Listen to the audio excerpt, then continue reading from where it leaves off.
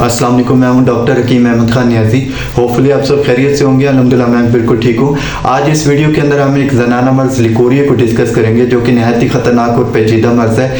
आज इस वीडियो के अंदर देखेंगे लिकोरिया होता क्या है, इसकी क्या क्या इकसाम है, किस किस्म के लिकोरिया को सीरियस लेना और मेडिकेशन करना ज़रूरी है।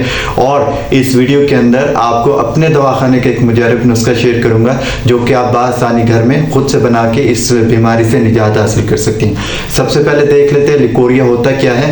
लिकोरिया बेसिकली लिकोरिया या वेजेनल डिस्चार्ज, ये वेजेना से खारिज होने वाला रतूबत है या मादा है, जो कि थिक होता है, जिसका येलोविश ग्रीनिश या डार्क ब्राउन कलर होगा और इससे स्मेल आती है। समटाइम ये होता है कि वेजेना से कोई नॉर्मल डिस्चार्ज भी होता है, जिसको लिकोरिया नहीं हम कह सकते, जैसे कि किसी हार्मोनल चेंज की वजह से या फिजियोलॉजिकली चेंज की वजह से अगर कोई रतूबत से खारिज हो रही है तो वो लिकोरिया नहीं होती। अगर आप उसको लिकोरिया कंसिडर करके परेशान है तो करनी, उसके लिए परेशान होने की ज़रूरत नहीं है। नॉर्मल वे में जो मादा डिस्चार्ज होता रहता है उसका कलर नहीं होता, वो लाइट सा वाइट कलर का होगा, उसकी थिकनेस भी कम होती है, उससे स्मेल भी नहीं आती और उसका कोई कलर भी नहीं होता। तो इस तरह जो मादा डिस्चार्ज हो रहा है, वेजिनल डिस्चार्ज हो रहा है, तो वो बिल्कुल नॉर्मल है और वो आपकी बॉडी के लिए बिल्कुल हार्मफुल नहीं है।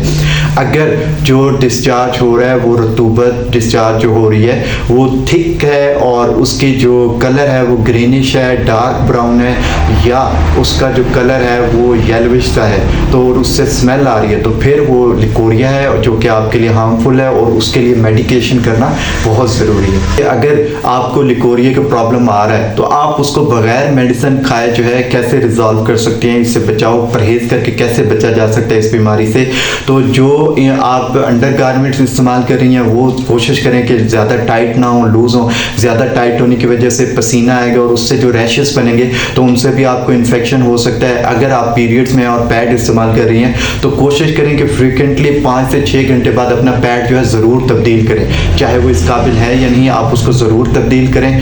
इस तरह भी आप इस इन्फेक्शन से जो है बच सकती हैं। अगर आपने अपने अंडर पार्ट्स की सफाई कर रही हैं तो उसमें जो आप मटीरियल इस्तेमाल कर रही हैं वो अच्छी क्वालिटी का होना चाहिए, और जो पोर्स आपके बालों के ओपन हो जाते हैं तो उनको अच्छी तरह वॉश करें, ताकि वहाँ से बैक्टीरियल या फंगल इन्फेक्शन की वजह से आपको ये प्रॉब्लम का सामना ना करना पड़े। तो आप इससे ये कॉमन से वे जो है इनको इस्तेमाल करते हुए आप इससे बचाव भी कर सकती हैं। तो अब आपके साथ शेयर कर देता हूँ, नहायत ही आसान सा नुस्खा है इससे बचाव का। आप घर पे रहते हुए बासानी ये चीज़ें पंसारी से हासिल करके इसको इस्तेमाल करते हुए इस बीमारी से निजात हासिल कर सकती हैं।